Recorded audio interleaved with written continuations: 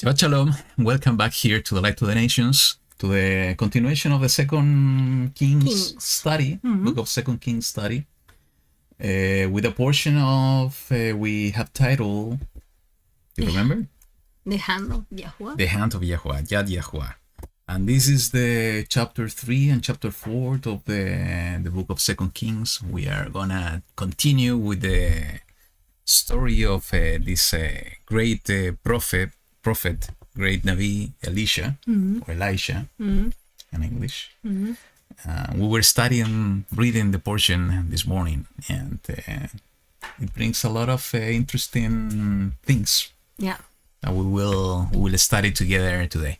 So thank you so much for joining us today. I hope you have been enjoying your Shabbat, and that all of you had a wonderful and blessed week. We have been saying this in the past, that getting Shabbat and having one day of rest, sometimes it's not easy, when we begin with the keeping the covenant. It's not easy to separate Shabbat. This is we like struggle with the outside things. it's Right? like a career, and when you are arriving to the finish line, the finish place, the race, you feel so refreshed at the end. Maybe tired, maybe I don't know, with a lot of pain, but. And when we do the effort and we began to enjoy Shabbat and to understand what the main reason of our setting apart this day. And he felt the same after the creation. He was tired, and then he saw everything that he did during the week, and then he realized about everything how was perfect, and then he decided to rest, set that day apart, and we are experiencing somehow. And though that we have to serve Yahuwah at every moment of our lives, sometimes we are so occupied, so busy with the day-to-day activities, is that having a separated day in order to study the word, to talk about the kingdom, to talk about the concept of the kingdom, to talk about the righteousness and the covenant and Messiah, I think is really important, just to have a special day for that. So we really hope that you have been enjoying it. We have been enjoying it here and a family time. So, and now we are going to enjoy it together, though the distance. We are here through this platform to continue the study of this book, and to see what the Ruach is bringing to this portion. Yeah. So let's move on. Yeah. Unless you want to share something. No, thank you, Watai, because I saw your email about the rainbow. I the saw it too. upside, yeah. And it was the same that I saw the week that I mentioned that. With the upside down, the like rainbow. a smile on the on the sky. And I'm happy because now I'm reading that Shannon is with the girls, so that's very good. So welcome, Hannah and Rebecca. And if somebody's new, I saw maybe some names.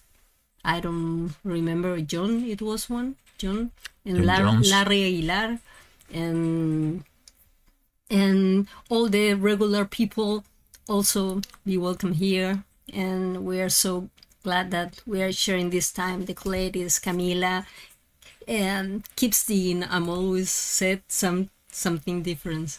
Yeah. I'm always change the name of keeps the. Yeah. Good, so let's move on. We have a song here we want to share with you, and we will continue as always. So let's listen to this worship song.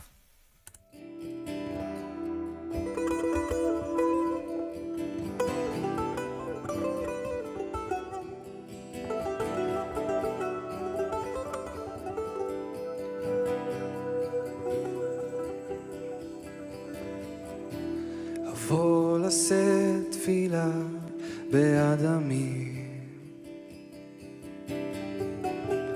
ליבי כמים בקרבי, אשא קולי לאל החי רואי, בפי תפילה לרחמים. רחמים אבקש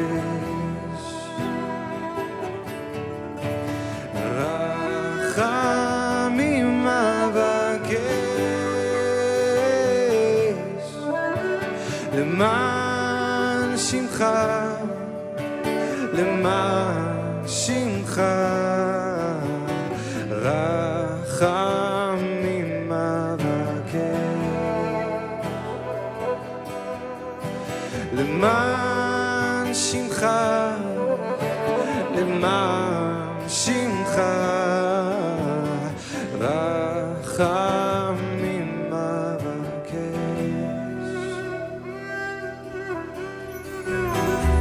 אבוא לשאת תפילה באדמי, ליבי כמים בקרבי, אשא קולי לאל החי רואי, בפי תפילה לרחמים.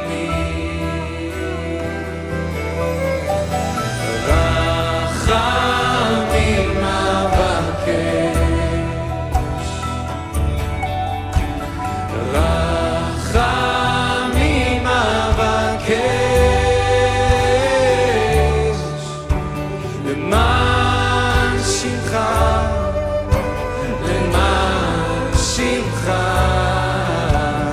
רחמים אבקש, רחמים אבקש, רחמים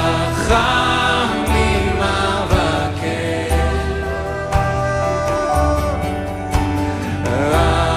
רחמים אבקש, למען שמך, למען שמך, רחמים אבקש, למען שמך, למען שמך, רחמים אבקש, למען שמך, למען שמך, רחמים אבקש,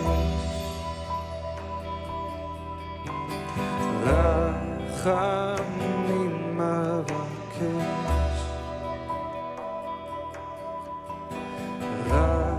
רחמים אבקש.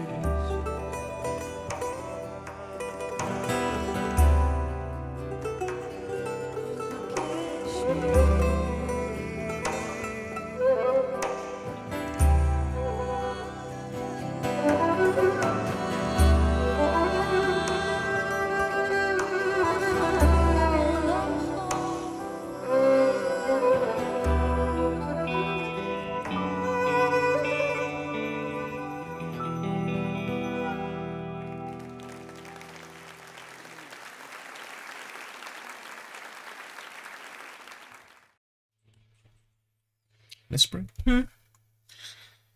YaHuWaH Elohim Sabaoth, we want to give thanks to you on this new Shabbat for all the blessings, for all your compassion, your mercies.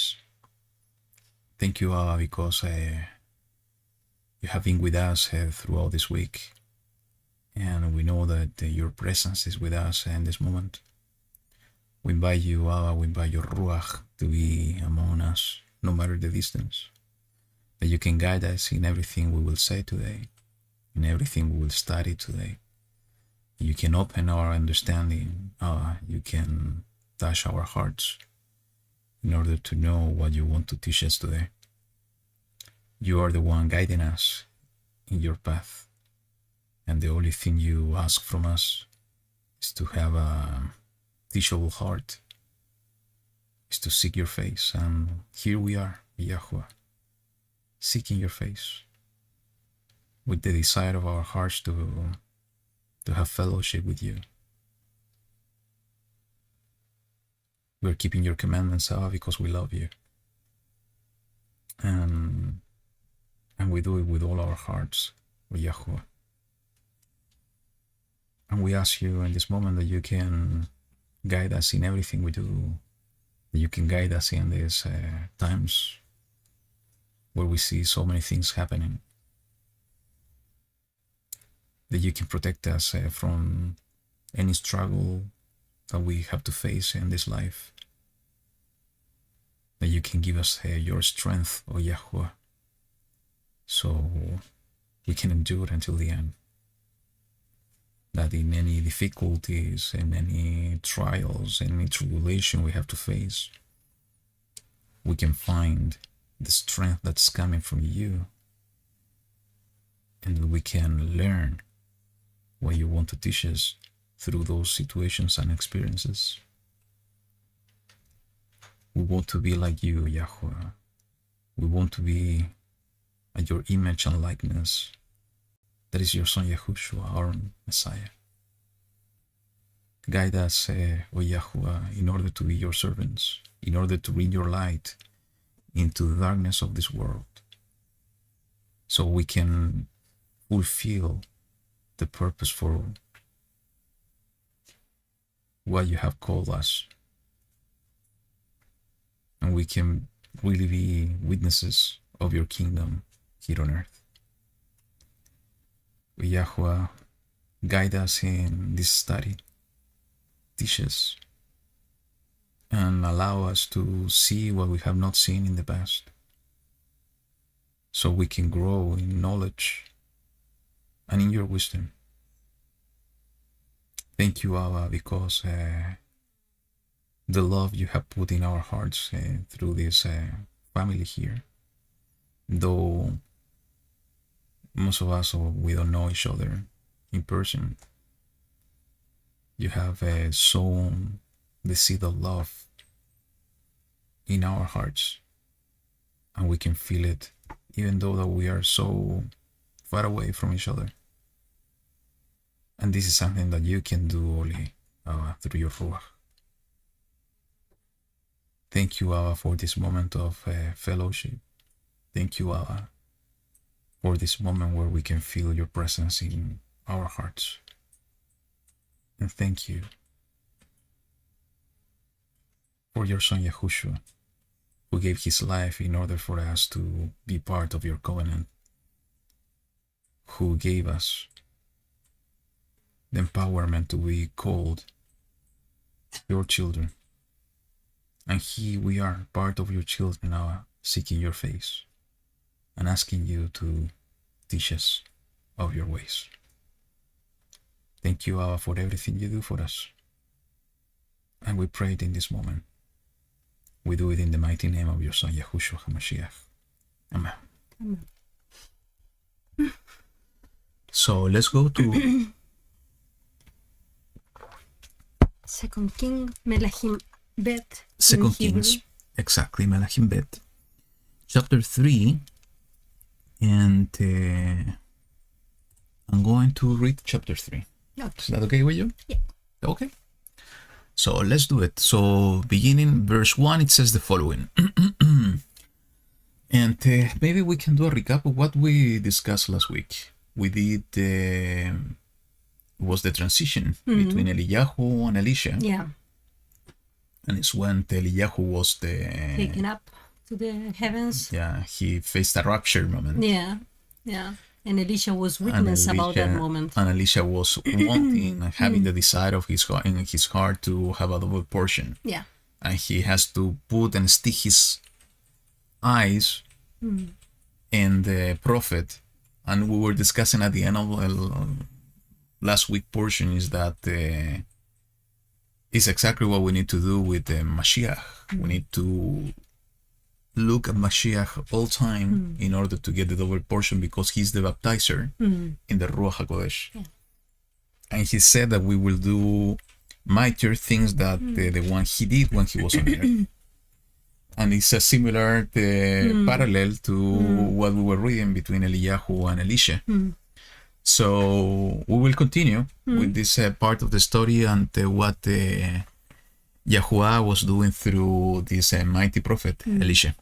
So it says in the chapter 3, verse 1, And Jehoram, son of Ahab, began to reign over Israel at Shomeron in the 18th year of Jehoshaphat, sovereign of Yehudah. and reigned 12 years. And also we brought some clarity about the kings of Israel and Yehuda. We said that somehow they were families. They were exactly related. Yeah. they were related, and we will reinforce this idea when we see what's coming in this, chapter. But what I wanted to say is that who succeeded Ahav in the house of Israel was Ahizyahu. Yeah. He died, Yeah. and he died without children. Yeah. So who took the kingdom as a king? The position was his brother. Yeah. It was a son of Ahav and Jezebel. Yeah. And this one is Jehoram. Yeah. So he was the one that reigned for 12 years, it says. And in the verse 2, it says, and he did evil in the eyes of YaHuWaH, but not like his father and mother. For he removed the statue of Baal, which his father had made. So he was not good, bad, but not that bad. Yeah. Okay. Yeah. And you know, I think this is interesting because somehow it shows part of his heart on what is coming in the rest of the story. Why YaHuWaH decided somehow to give them the victory. It could be that maybe he had the potential to become a righteous person, though he didn't use that potential. So it says, but he clung to the sins of Jeroboam, son of Nebat, who had made Israel sin. He did not turn away from them. And this Jeroboam, just a reminder for all of us, it was the one who received the kingdom when the kingdom of Israel was divided. It was split. This one was the servant of Solomon.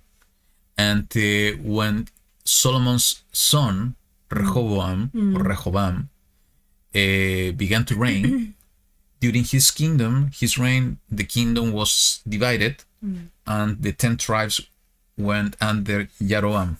And this was the one that he decided to put different feast days. He decided to put the idols in the land of Dan, and also I think in Bethel, or close to Bethel.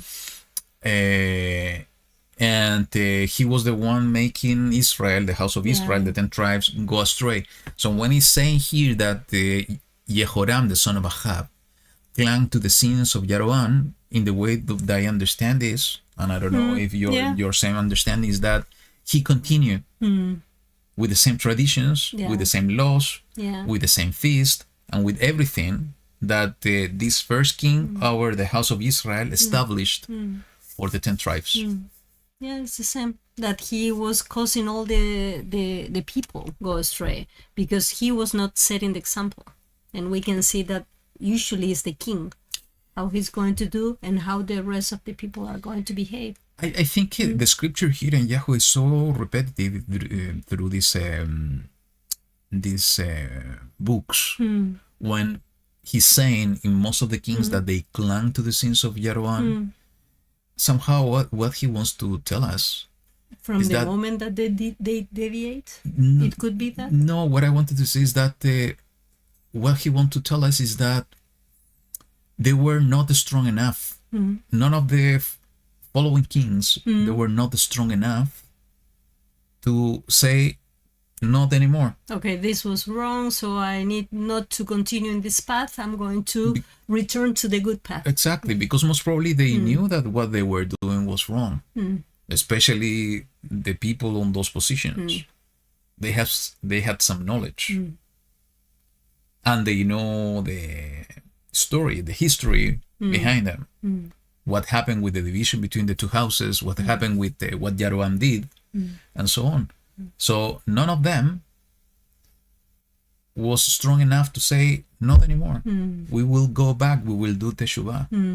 So every time that I read this kind of statements, because it's saying in most of the time in each one of the kings, it's kind of a reinforcement that they decided not to do teshuvah.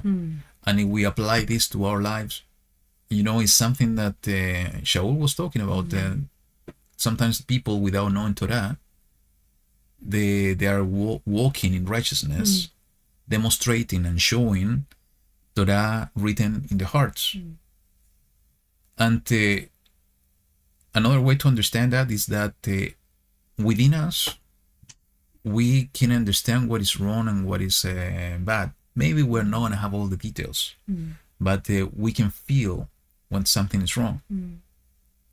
So, and if we feel and we know that something is wrong and we are deciding not to change, we are committing exactly the same thing.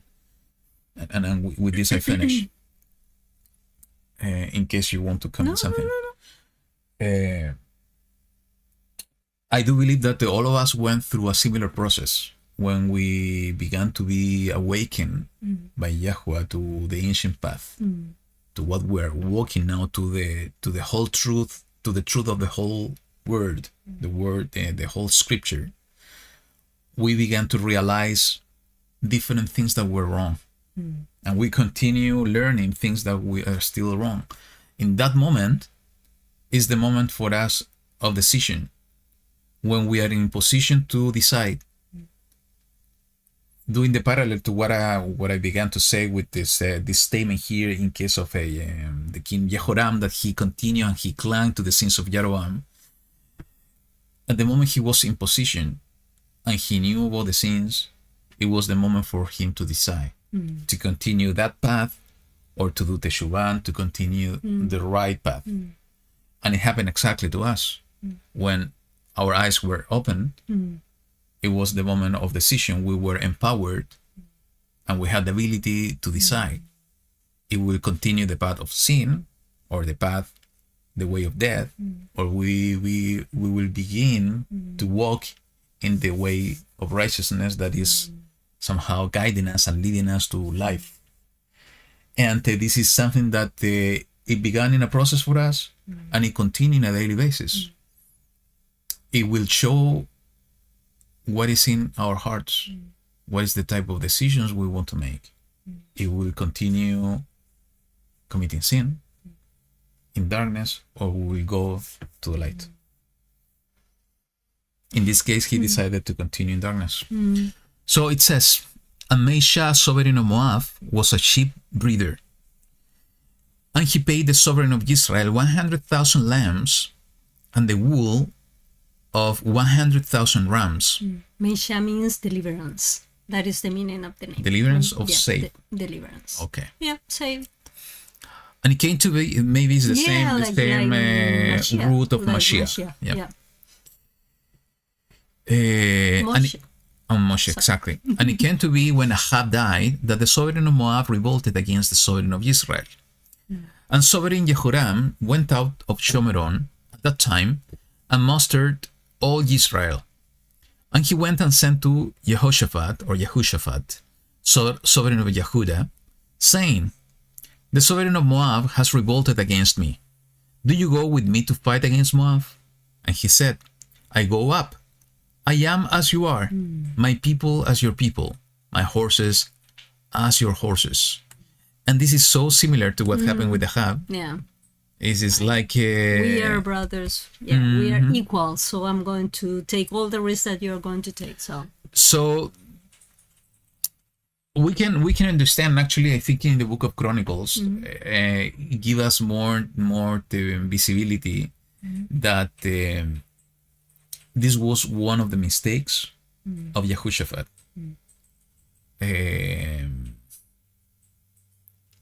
Allowing or deciding to support and to go and walk together with somebody that was going and doing something that was wrong and committing sin before the eyes of Yahuwah.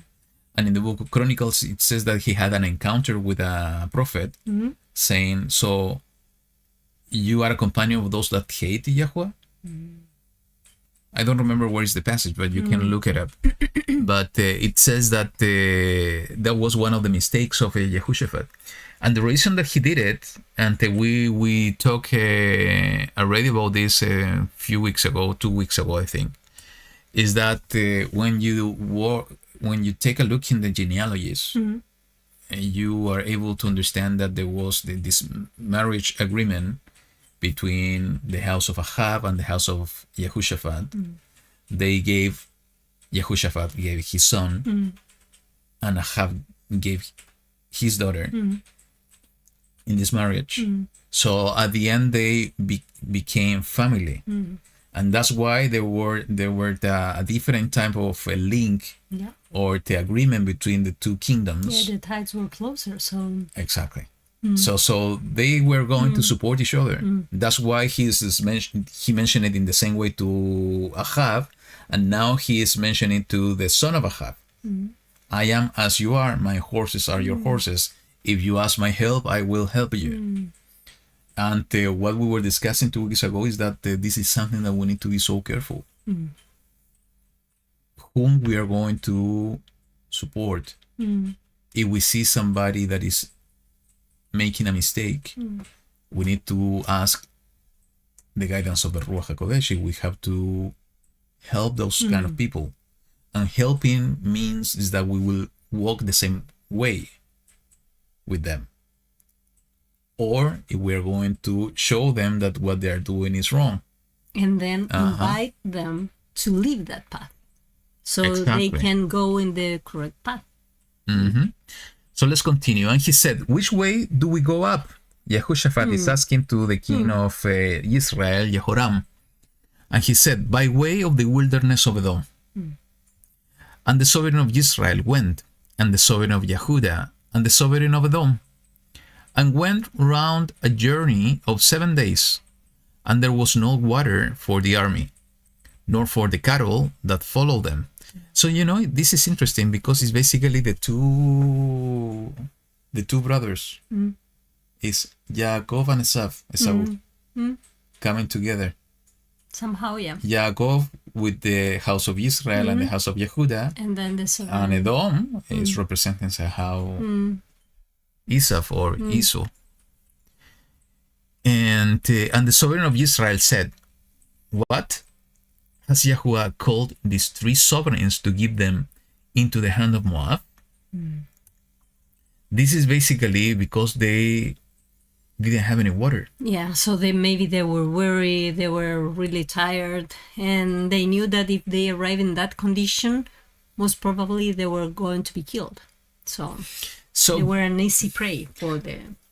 And I continue finding so interesting that even though that they were so deviated, they continue calling in the name of YaHuWaH. So they were going to fight against Moab. They were serving Baals and Asherahs and so on. And the first expression, because they found themselves in troubles. They said, has YaHuWaH called these 3 sovereigns to die? Why didn't mention Baal, for example? I think because he has the knowledge, but maybe not the full knowledge of YaHuWaH. He believed in him, but maybe on his own way. Like most of the people, generally. That sometimes we tend to accommodate or to put in our form or in a specific box to YaHuWaH. And then we can believe, but we are not acting in the way that we should. Yeah. If we want to be specific, actually, and this is interesting.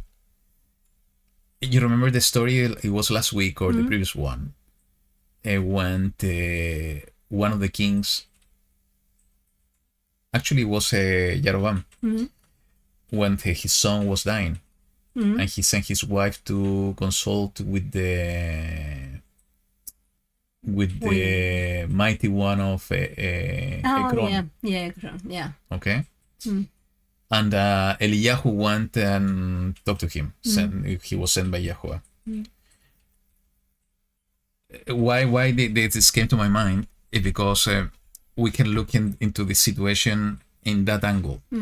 When we are seeking help, when we are seeking support, they are looking and seeking other mighty ones, idols.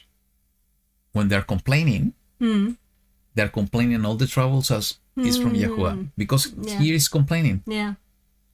So as YaHuWaH, when they want to complain because something is not going right, it's like cursing. Yeah. YaHuWaH is doing this. It's why YaHuWaH is doing this. But when they need support and help, and even to acknowledge something that is going good, they are mentioning the other ones.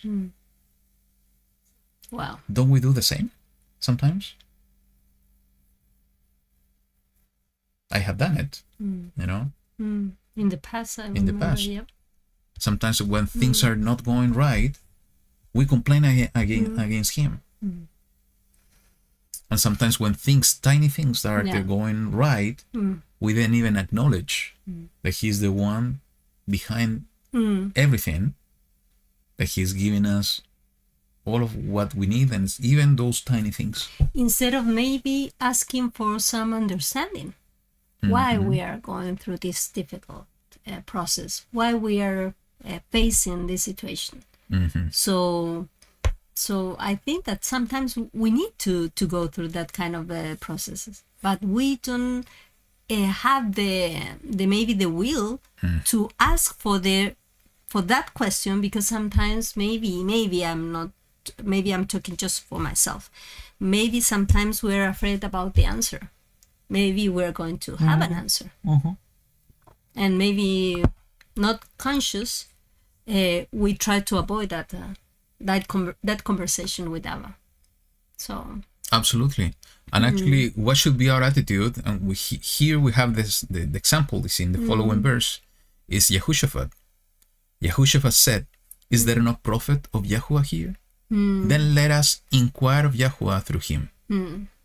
So if we're facing a difficulty, instead of cursing and blaming YaHuWaH, our attitude should be, okay, let's ask him why we are facing this, or guidance, for guidance of what to do. Yeah, what we That's the difference between the sovereign of Israel and the sovereign of Yehuda. One that is a sinner and another one that is a righteous man. And I think within us we have the two attitudes and the two characteristics. And it's up to us to decide which one is going to go out. It's when Shaul is saying that the sin is in the flesh, and that's a reality, it's in the flesh. So it's up to us to decide if we're going to become a righteous person or a sinner, and how we're going to act in certain moments. Who is going to rule over this kingdom? It's like, in the past they used to depict the angel speaking in this shoulder and the devil speaking in this one. I think even it's something maybe funny, but yes, it's a reality. It's the thoughts that are going and the inner dialogue that is going through all of us when we're facing any type of situation, any experience. What's going to be the decision? We will follow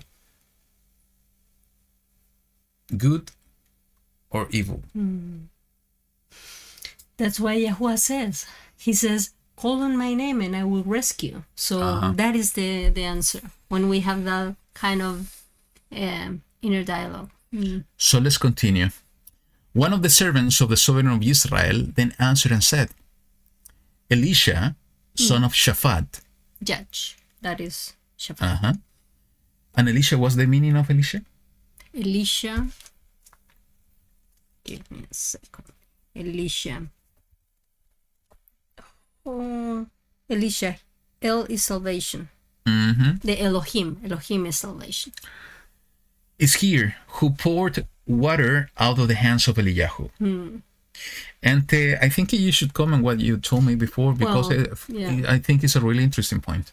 Well, I was thinking about this description that maybe Elisha was there when he was with Eliyahu, when he was asking for bringing some water to put around the tabernacle, and he didn't encounter Elisha in that moment. Yeah, then your answer confirmed that. But that was my first thought. that maybe he was bringing water. But through that thought, we came to the conclusion about how he was the servant. Yes, it's much easier, When we are working together, we have our hands maybe dirt, some dirt. And you have a vessel in order to pour the water. It is much easier somebody that is doing it in order to clean your hands much faster. So in this case, so Elisha was a servant of Eliyahu. So basically, they knew Elisha because of that the task, that job. But the conclusion of it was interesting because we see the reference of Elisha connected to water. And you wanted to, okay. And you mentioned that Eliyahu was known, but more connected to fire. So one prophet connected to fire, and the other one connected to water. Yeah, he split the Jordan. It was the first one. Actually, that was the first miracle. The first miracle. Is to split the Jordan with the mantle of Eliyahu, so connected to water again. Here is the mention of Elisha connected to water. Yeah. And now we are going to see that he's going to do something that is connected to water. So interesting because the two elements, fire and water, somehow are connected to the Ruach of Elohim. We see what happened in the upper room in the book of Acts is the tongue of fires. With Moshe, with the bush. Exactly. The reference of YaHuWaH saying, talking about the Ruach HaKodesh, talking about living waters coming from our bellies. Yeah. So somehow these two mighty prophets showing the two elements of the Ruach HaKodesh, and I think both of them doing some important miracles connected to what YaHuWaH performed as well. So could it be, and I didn't mention this to you before earlier today, could it be that somehow Elisha is representing what YaHuWaH did in his first coming with water to clean everything in a softly manner, and in his second coming is coming, in a kind of foreshadow of Eliyahu in connection with fire to consume. It's clean through the consuming fire. And how it was done with the earth. That we have the flood before, and then we're going to have the fire at the end. Interesting. So let's continue. And YaHuWaH said, the word of YaHuWaH is with him. So it seems like he knew him. Yes. And the sovereign of Israel and Yehoshaphat and the sovereign of Edom went down to him. And this is a really interesting reference. The word of YaHuWaH is with him. Who is the word? YaHuWaH. YaHuWaH is with him. So we should aim for the same description, that we are going to be recognized that YaHuWaH, that is coming from YaHuWaH, is with us. Okay? We should be a reflection of him. Correct. And Elisha said to the sovereign of Israel, What have I to do with you? Go to the prophets of your father and the prophets of your mother. And the sovereign of Israel said to him, No, for YaHuWaH has called these three sovereigns to give them into the hand of Moab. And he continued blaming YaHuWaH. But he was recognizing YaHuWaH. He was, he knew YaHuWaH, he recognized YaHuWaH, but he's blaming YaHuWaH that they were being sent to a kind of a trap in order to die into the hands of Moab. But, again, I'm going to mention what I told you. It's interesting, the prophet here was so bold in order to speak the truth, no matter the consequences. They were the kings. Yeah. They could decide to kill him because of being disrespectful to the authorities. But in this case, Elisha didn't give anything in his heart. I think that he said that because maybe the sovereign was like a lukewarm person. Because he was not like, it says, do as your father and your mother. Because they were known by the evil ways. Yeah, maybe he has maybe he did it in the right way. You know, the intonation when you say things, the words that you're using, it matters. But the point is that he didn't keep anything. He took everything what he was in his heart. He was bold enough, and then just saw the comment from Camila, and she's right. He was worried on pleasing Elohim and not pleasing man. Yeah, that's true. So I think we need to learn these kind of things. It is true that Kefa, Peter, and also Shaul, Paul, they were talking that we need to respect the authorities, the earthly authorities, and that should be our behavior always, in order to shine the light, in order to show the fruits of the kingdom, the fruits of the Ruach HaKodesh.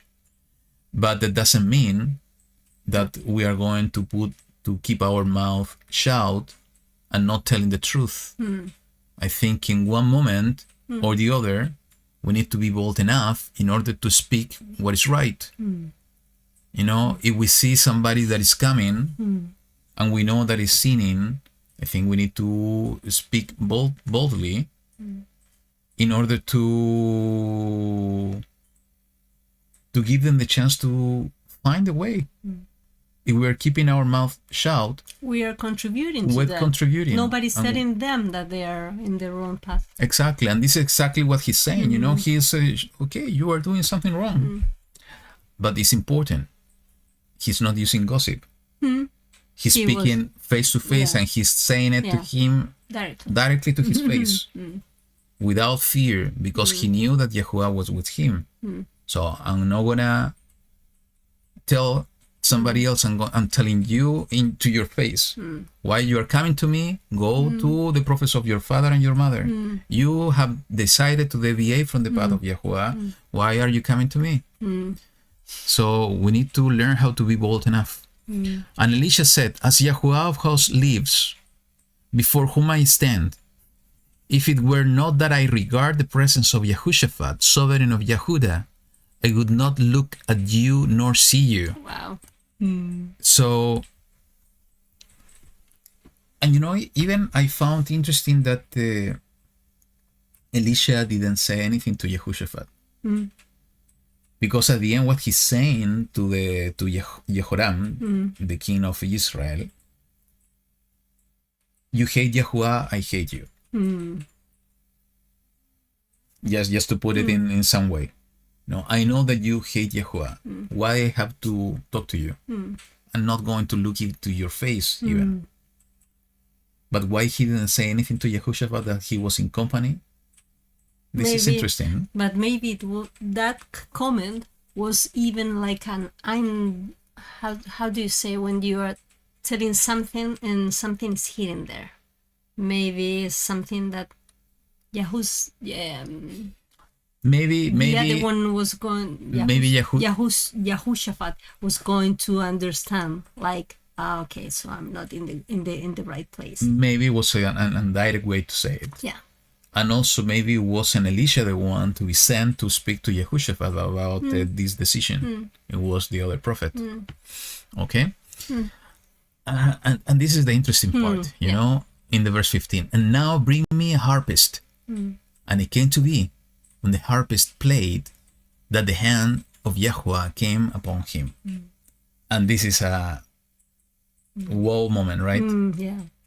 He knew about this way of getting this connection with Yahuwah. For him, this was a way to be connected, to receive the guidance of Yahuwah. And we have been talking about this about the music for a while.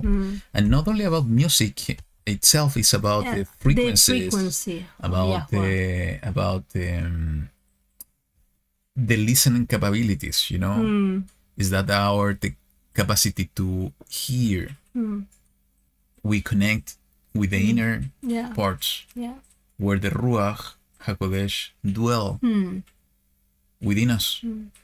You remember when we did the study of the Ruach, is that we were doing the connection with the most set apart place. And the most set apart place, it is written that is where Moshe was speaking and Yahuwah was hearing, listening, until when Yahuwah was speaking and Moshe was listening. So is the capacity to speak, is to produce sounds, and also the capacity to listen to those sounds.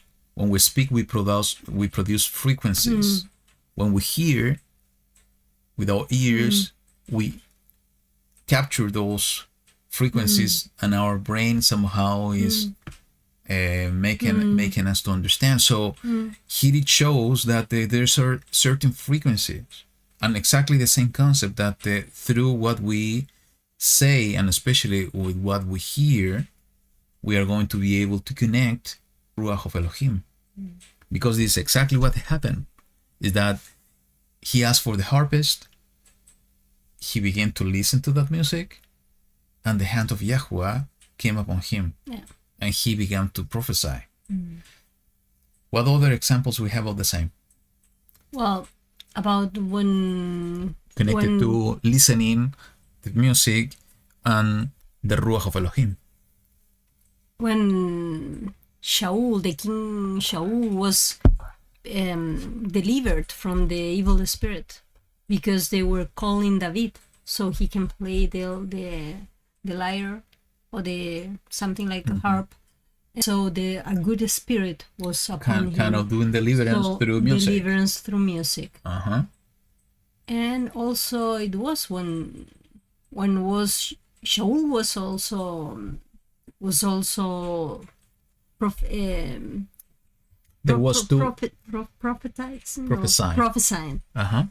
When he was on the way, and he said he was with the group of musicians, and he was prophesying too. There were two instances. Is when before he became king, but he was anointed by Shmuel.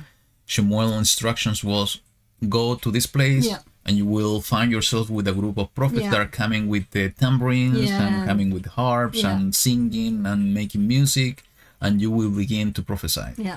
And actually, they were coming with all the instruments, prophesying, and he did it because the Ruach of Elohim came upon him, and he began to prophesy.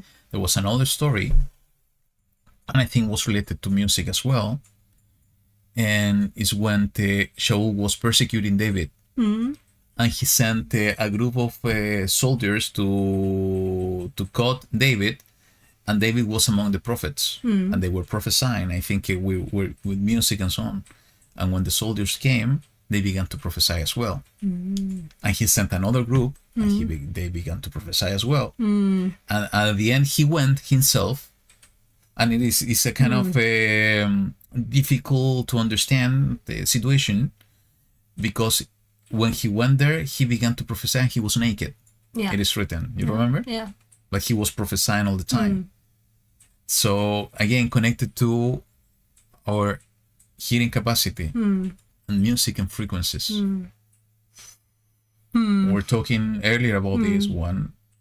Also, my dad mentioned about the situation of Eliyahu running away from Jezebel.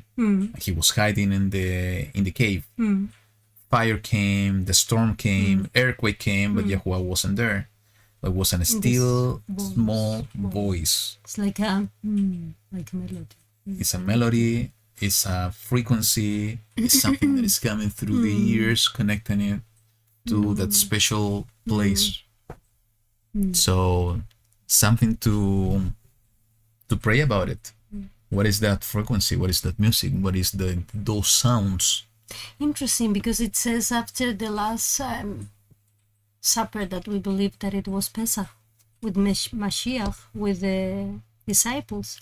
They also had, and well, even though it's something that they did as part of the tradition, but they were singing a song. It says they were singing a song. So yes, they did it. So let's continue. It says, and he said, thus said Yahuwah, make these wadi ditches. For thus said Yahuwah, you are not going to see wind nor rain, yet that wadi is to be filled with water, so that you, your cattle, and your beasts shall drink. So it's like a similar miracle like in the wilderness with the rock. So it's you're not gonna see rain at all. You're not gonna see cloud. I'm gonna bring water from the earth. In that case was with the rock. Now and it's here was in the earth. it's going to appear water So in this body. Was the miracle related with water and Elisha. Exactly. So again connected to water. And this shall be but a light matter in the eyes of Yahuwah, and he shall give Moab into your hand. So I'm gonna do this To show you. to show you that I'm in control. It's almost nothing for Yahuwah to do it. And in addition to that, I'm gonna give Moab into your hands. Yeah. And you shall strike every walled city and every choice city, and shall cut down every good tree, and stop up every fountain of water, and ruin every good piece of land with stones. And it came to be in the morning, when the grain offering was offered, that see, water came by way of Edom, and the land was filled with water. Wow.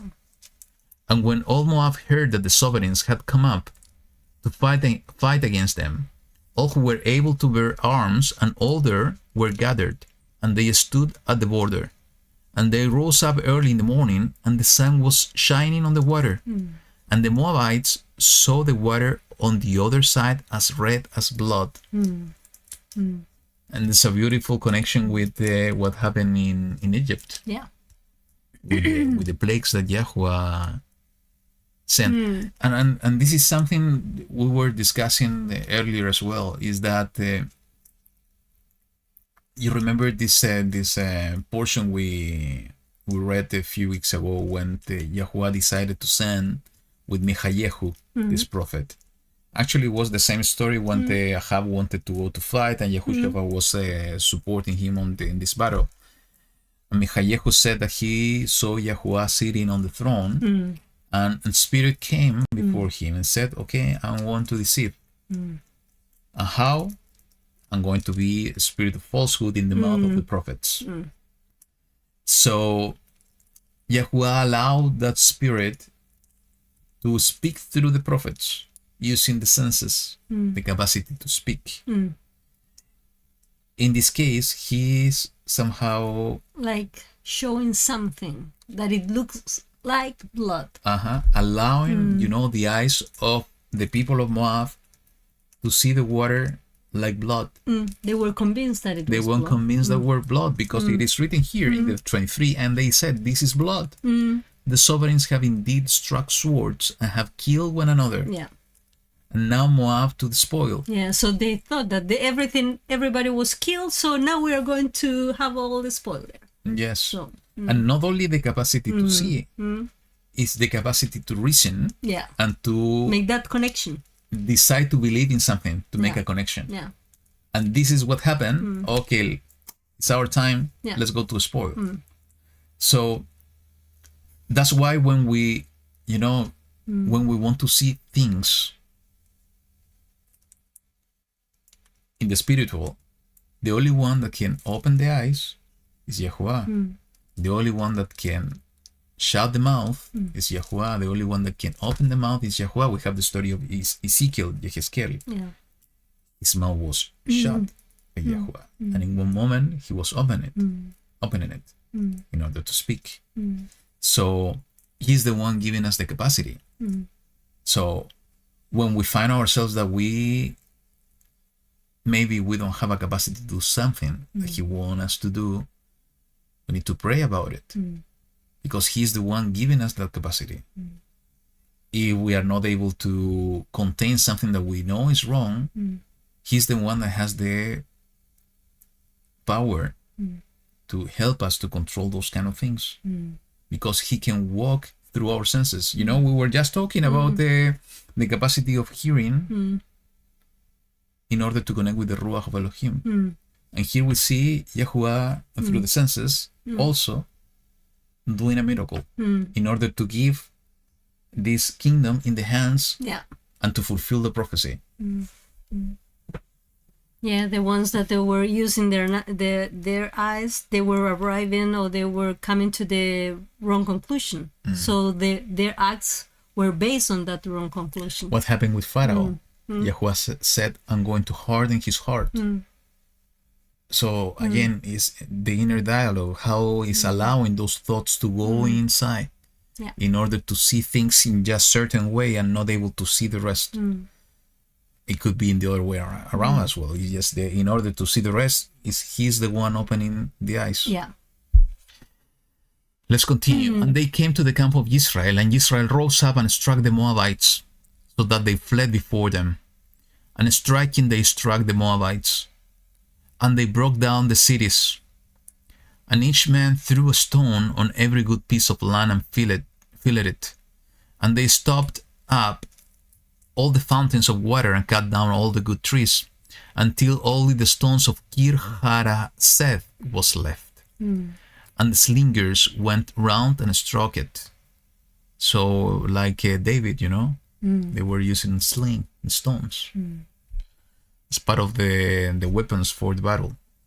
And when the sovereign of Moab saw that the battle was too strong for him, he took with him 700 men who drew swords to break through to the sovereign of Edom, but they could not. Then took his eldest son, who would have reigned in his place, and offered him as an ascending offering upon the wall. And there was great wrath against Israel, and they left him and returned to the land. Could it be that he did this in order to blame Israel? So everybody believed that was the one offering and sacrificing It was his like son. a victim of Israel. Yes, just to create the scenario that I'm not the victim, and Israel just killed my son and gave him as an ascending offering. It could be. Because everybody most probably at the moment knew that Israel was completely Yeah. astray. Could be. Could be. Because at the end, that's the way to understand that was great wrath against Israel. Maybe the battle was fierce, even more fierce at the moment, and that's why Israel decided to depart, return to the land, and let this kingdom alone. This king alone. Or like other cultures that they were offering their children just to ask favor of their gods. So. Now, why YaHuWaH decided to give Moab into their hands? Because Israel was totally departed. Because of compassion, mercy?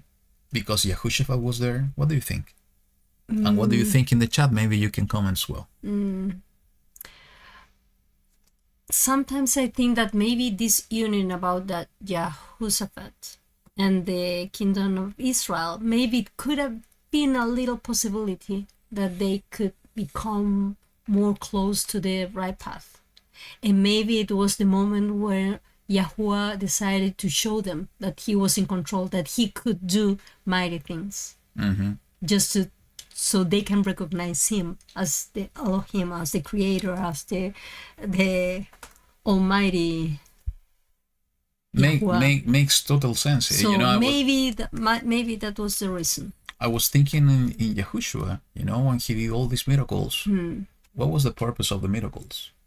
Is to, through signs and wonders, to give another chance to the people to believe. To believe. Just to believe. Maybe it was not going to be the whole nation, but some of them were going to recognize, open their eyes, and they're going to see what is behind that. So at the end, it's compassion. That's compassion. You are going through the wrong path. Even that I know this, and giving you a chance to see it, to see me, to see and recognize me, and to return, to come back. That's compassion. Okay. And we know that the Moabites are the descendants of one of the daughters of Lot. So, all of them were, cousins, family, relatives, somehow. That's interesting. Okay, let's move on. Let's go to chapter 4. And it's my turn. Go ahead. And a certain woman of the wives of the son of the prophets cried out to Elisha, saying, "Your servant, my husband, is dead. And you know that your servant feared YaHuWaH, and the lender has come to take my 2 sons to be his slaves." So maybe he has a very big debt, I think. That's why the lender was coming and he need a way to get that kind of payment. You know, when I was reading this, Yeah. I was remembering some of the parables of Yahushua. There is a specific parable, I think, in the book of Luke, that he's presenting a similar case. So again, I'm wondering this connection between Yahushua and this Navi Elisha. Yeah. And Elisha said to her, "What should I do for you? Inform me. What do you have in the house?" And she said, "Your female servant has none at all in all the house except a pot of oil." And he said, "Go, borrow vessels from everywhere, from all your neighbors, empty vessels. Do not get a few. And when you have come in, you shall shut the door behind you and your sons.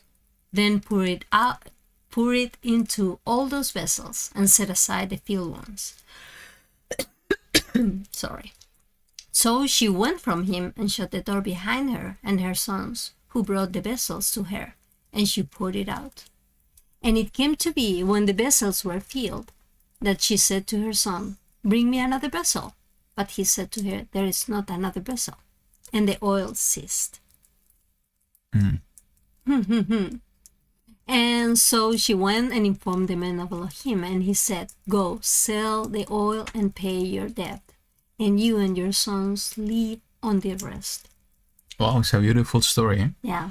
And again, the parallel to what Yahushua did with the turning the water into wine is Every quite time, similar. and every time that he was multiplying, maybe we have only something very tiny, maybe few things, and he's going to make this big multiplication. Yeah. Yes, multiplication is turning things.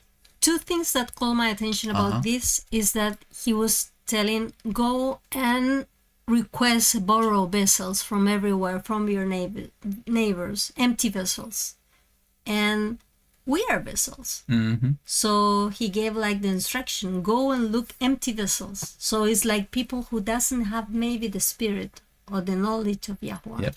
Go to them maybe, and then from your oil, you Even are if going it's a little bit, it's it's going to multiply. It's going to be multiplied, and you're going to have a lot of vessels full of that.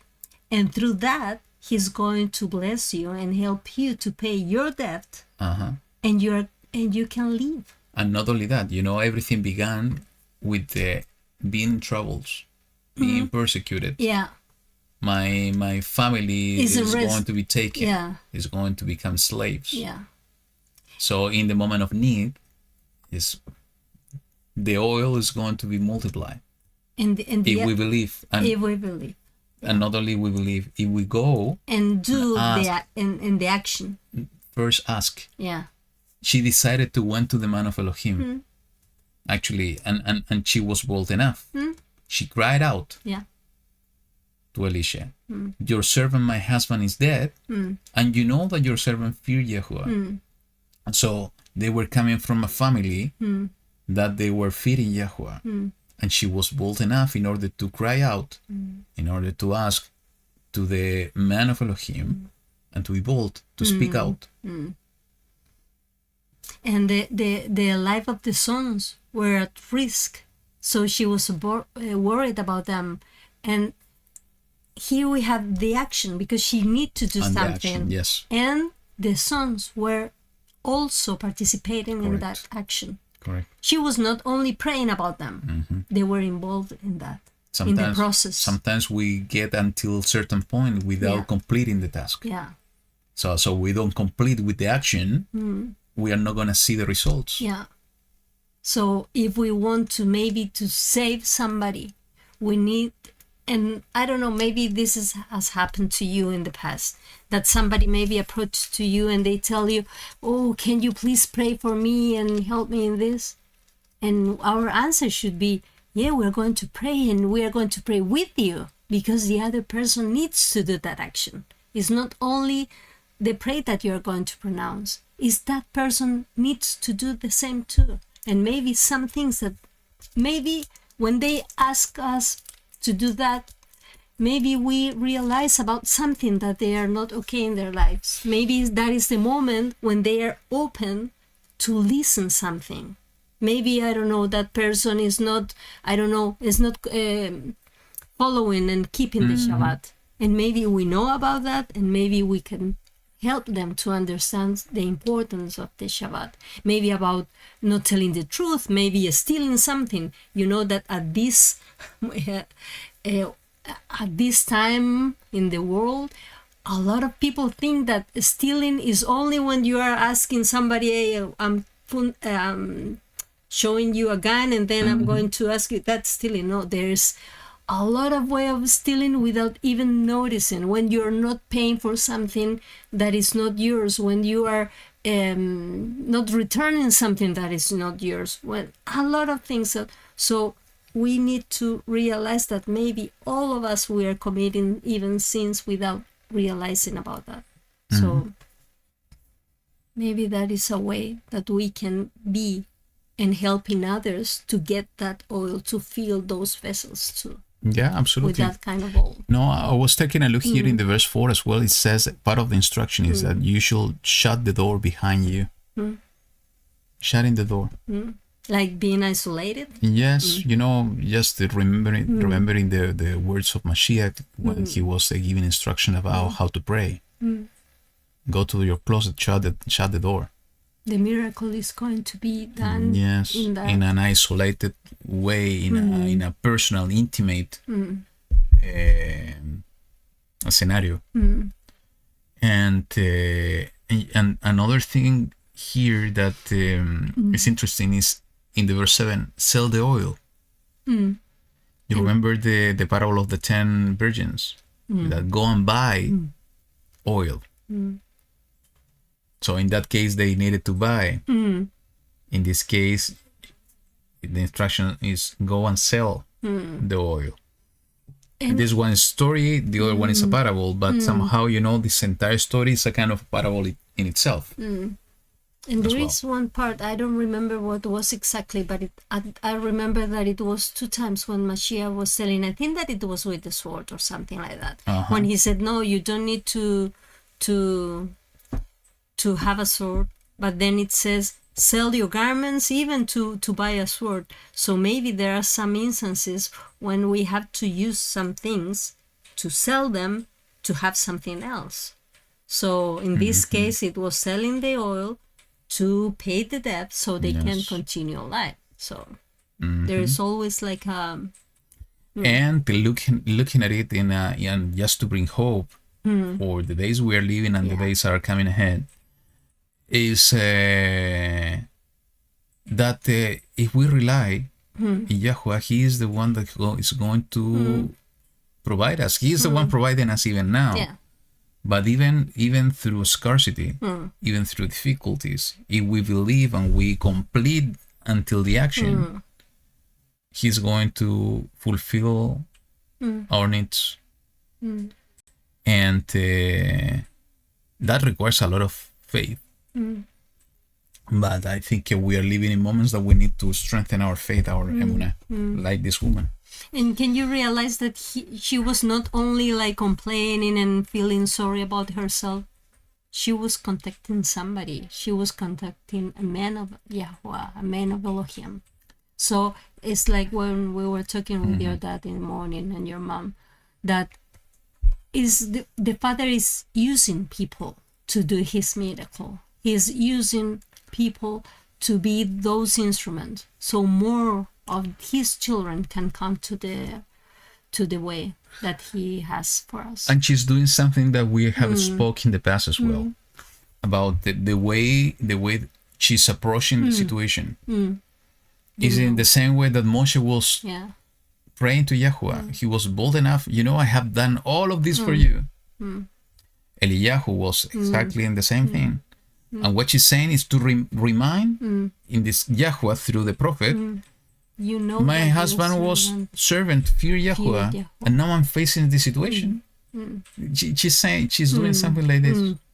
She's taking and remembering what she has done. So now is my time of I need need. help. Yeah. Now I need help. So it's not wrong that we can talk to Yahuwah in this way. Actually, we have another example here, is that we have been serving him.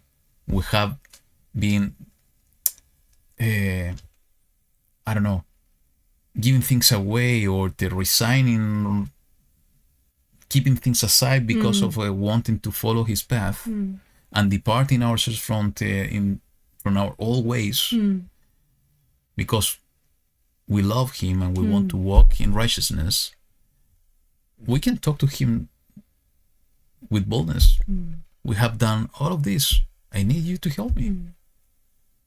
And it's not going to be something wrong. Actually, maybe we can receive a direct instruction, and that's going to be the moment of decision to keep it till the end.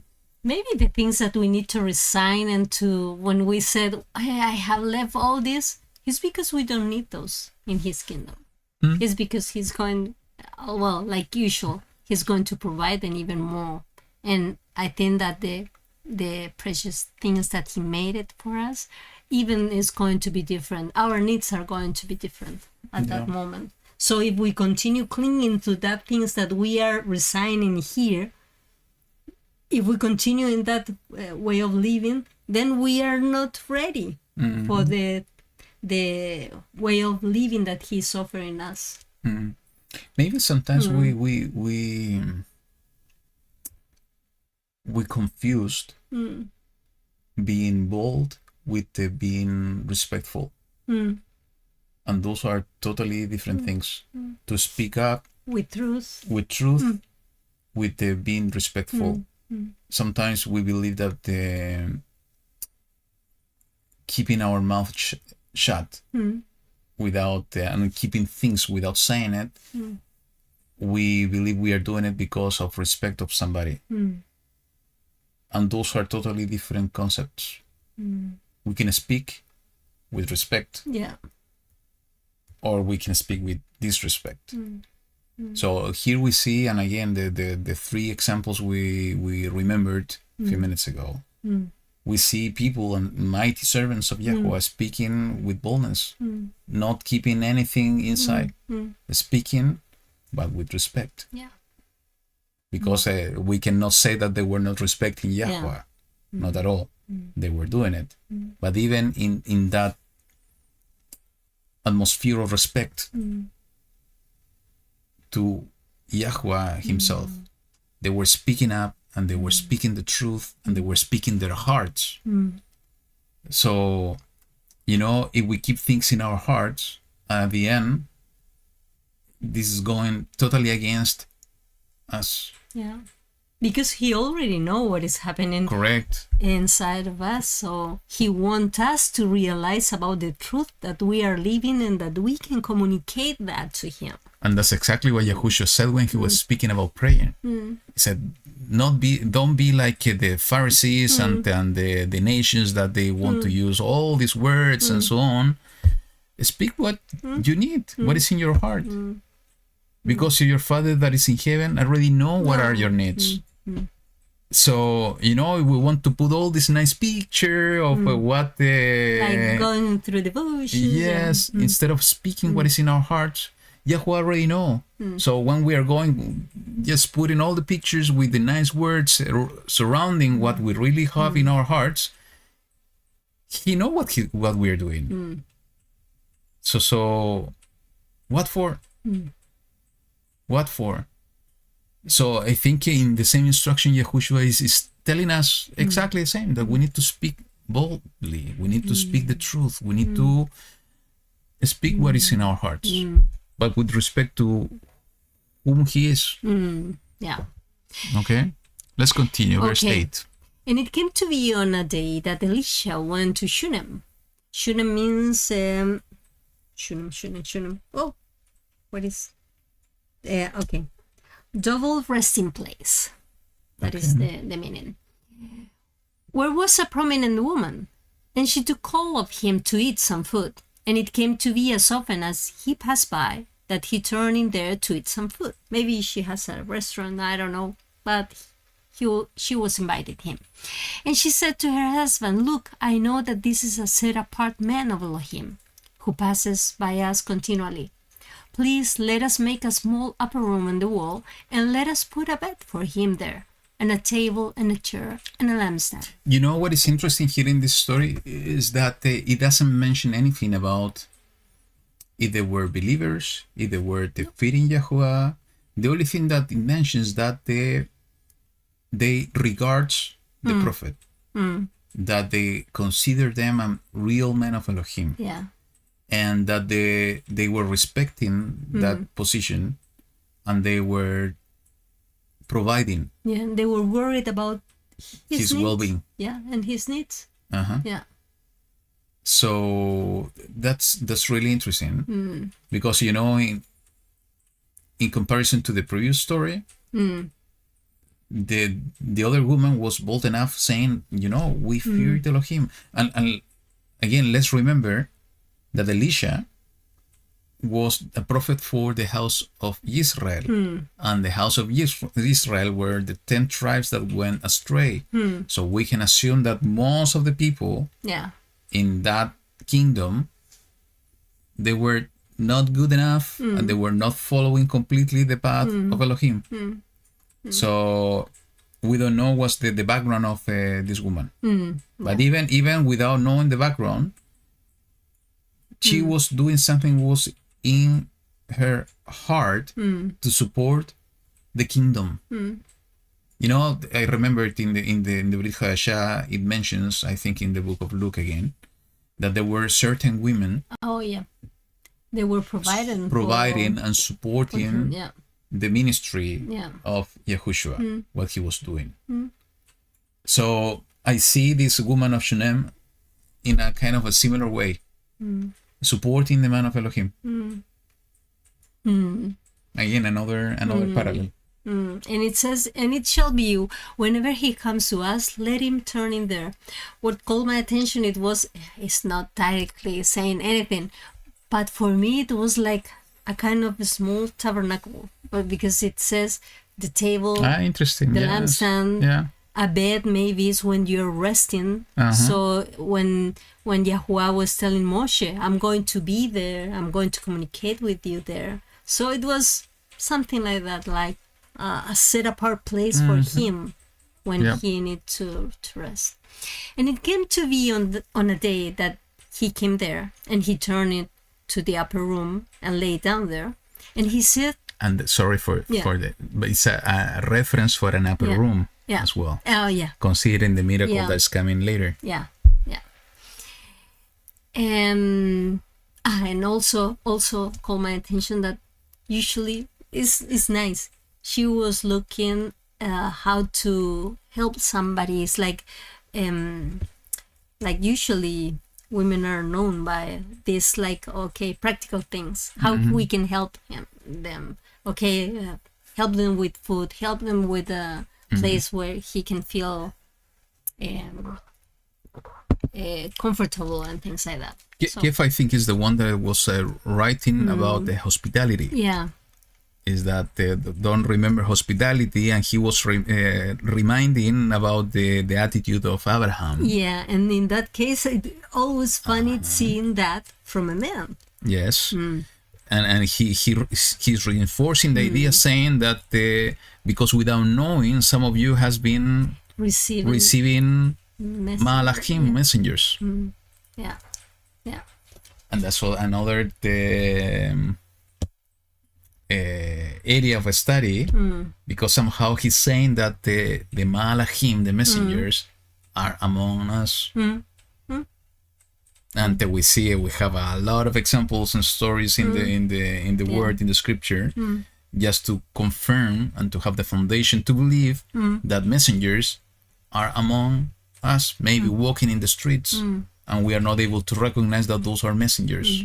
And maybe sometimes, maybe Abba is using you as a messenger for a short time or period, and you don't know about it. Maybe you're going to be a messenger for somebody. So even though there are specific messengers. So and just a finished thought is that Yahuwah is calling all of us to different type of service. And even she wasn't a prophet like Elisha. She was supporting the kingdom. Yeah. She was supporting the spreading the truth in the way that she was called to do it. Yeah. Mhm. And he said to Gehazi, his servant, I don't remember, Valley of, I cannot read my own writing. I don't know if you can see what it says No, I there. don't know what you wrote there. Yeah. But here we can have it. Gehazi, you can look. Which for one? it. Gehazi? Gehazi. Yeah. So we can understand about the name of. And he said Valley of Vision. Valley of Vision. Okay, that was his servant. Call this Shunammite woman. So he called her, and she stood before him.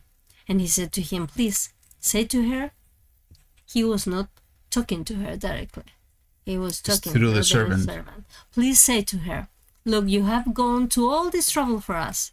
What is there to be done for you? Should I speak on your behalf to the sovereign or to the commander of the army? And she answered, I am dwelling among my own people. So she didn't have any kind of problems. So I think I deduct that She was from well the answer. positioned. Yeah. And he said, And actually, it said it was a prominent Yeah, woman, so she prominent was in woman. a good social condition. So in a good level. And he said, what then is to be done for her? And Gehazi answered, well, she has no son, and her husband is old. So it's funny that he gave that suggestion. And he said, call her. So he called her, and she stood in the doorway. And he said, about this appointed time next year you shall embrace a son. And she said, no, my master, man of Elohim, do not lie to your female servant. You know, let's just stop for a minute here, because it's interesting, and this is the way that the kingdom works, and what how the heart of Yahuwah works. You know, if we're able to serve him in the capacities he has given us, he's going to provide to us, and he's going to give us prosperity. And we know that all this gospel of prosperity has been going wild to a totally different direction that is not true. Sorry, I like to play a little bit. Yeah, I know. But here we see part of the basics of the kingdom. If we serve him, he's going to prosper us. We see here she was serving without asking for anything. She was doing it because it was in her heart. And the man of Elohim wanted to give something back. To bless her. To bless her. And I think this is exactly what Yahuwah does, and we can understand even better the words of Yaakov, James, in his book, when he says that what we are asking and not receiving because we are asking for the wrong thing. Just paraphrasing what is written. So here, you know, the man of Elohim wanted to bless her, but did they know what was her need? She wasn't in need of something material. There was something inside her, most probably because she didn't have a son. Yeah. So if we ask for what we really need and what is really in our hearts, and it's something that is connected and aligned to Yahuwah, he wants to bless us. He wants to bless us. He doesn't want to have needs, because we are his children. Now, if our focus is prosperity, as the gospel of prosperity has gone, we are totally wrong and totally outside the path. But he's an Elohim, he's a daddy, he's a father. He wants to provide, he wants to support, he wants to make us happy, he wants to make us a whole person. Our needs to be fulfilled. So. Exactly. But needs to be in the two ways around. We need to serve him without asking anything in exchange. We need to serve him because it's the desire of our hearts.